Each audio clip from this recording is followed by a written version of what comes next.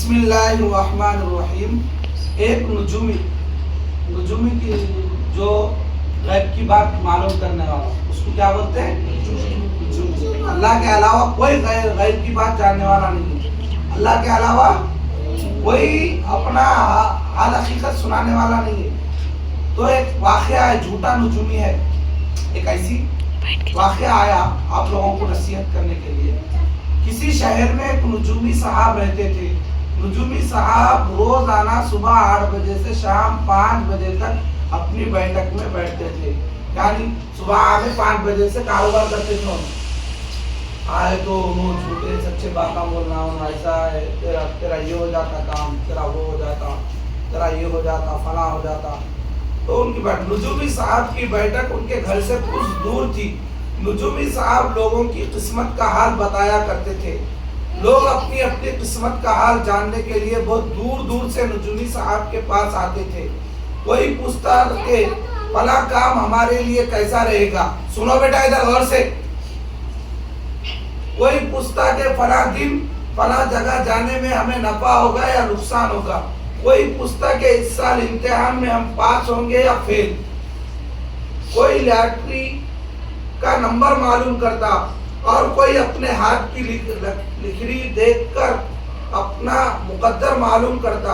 اسی طریقے سے اور بھی بہت سے لوگ طرح طرح کے سوالات کرتے اور نجومی صاحب ہر ایک کا سوال کا جواب کچھ اس طرح دیتے تھے گویا ان کے تمام لوگوں کی قسمت کا حال انہیں معلوم ہے. روزانہ کی طرح ایک دن نجومی صاحب کی بیٹھک میں لوگوں کی بھیڑ لگی ہوئی تھی اور نجومی صاحب ہر ایک کی قسمت کا حال بڑے اطمینان سے بتا رہے تھے. اتنے میں اسی شہر کا ایک چھوٹا سا لڑکا بھاگتا دوڑتا روتا چیختا چلاتا ہوا نجومی صاحب کے پاس آیا اور نجومی صاحب سے کہنے لگا، نجومی صاحب آپ ان لوگوں کے ساتھ یہاں باتوں میں مشغول ہے. ایک لڑکا بھاگتے چیختے لوگوں آیا. نجومی صاحب ان لوگوں کے باتوں میں مشغول ہے اور ادھر آپ کے گھر میں آگ لگ گئی ہے. کیا لگ گئی؟ آگ لگ گئی ہے. سارا گھر جل کر راکھ ہو گیا ہے. آپ کا بڑا بیٹا تو جل کر مر گیا ہے اور چھوٹی لڑکی کی حالت بھی خطرے میں ہے. نجومی صاحب یہ خبر سنتے ہی گھبرا گئے اور گھبراہٹ کی حالت میں اپنے گھر کی طرف بھاگ کھڑے ہوئے. نجومی صاحب کے ساتھ ہی وہ لوگ بھی بھاگے جو اپنی قسمت کا حال معلوم کرنے کے لیے بہت دور دور سے آئے ہوئے تھے. جب نجومی صاحب اپنے گھر پہنچے تو وہاں سب خیریت سے تھے. نجومی صاحب وہاں پہنچے تو سب جنے کیا تھے؟ خیریت سے تھے. ایک لڑکا کیا کرا، ارے سب کا حال بتا رہے نا، ان کا گھر کا حال انہوں جانتے کہ نہیں کی بول کے انہیں کیا کرا، جھوٹ بول کے ان کو ڈرا دیا. ڈرا دیے تو انہوں پریشان ہو کے بھاگ کے گئے.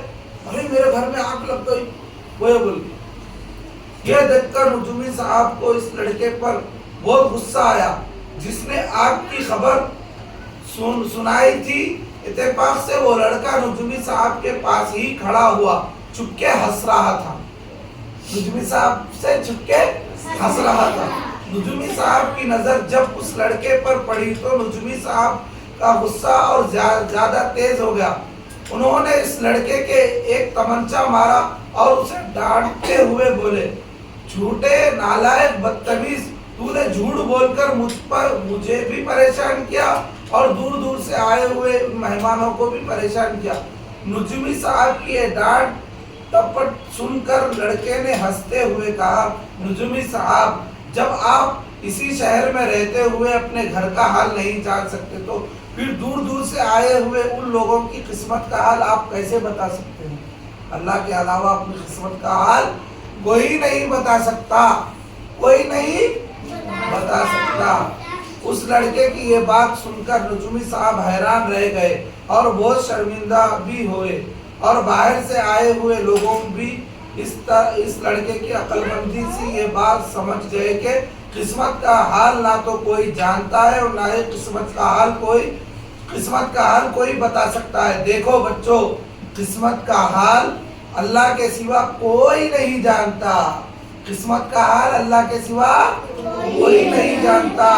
جو میری ویڈیوز دیکھ رہے ہیں وہی سن لو کہ اللہ کے علاوہ اپنا قسمت کا حال کوئی نہیں جان سکتا، نہیں جان سکتا،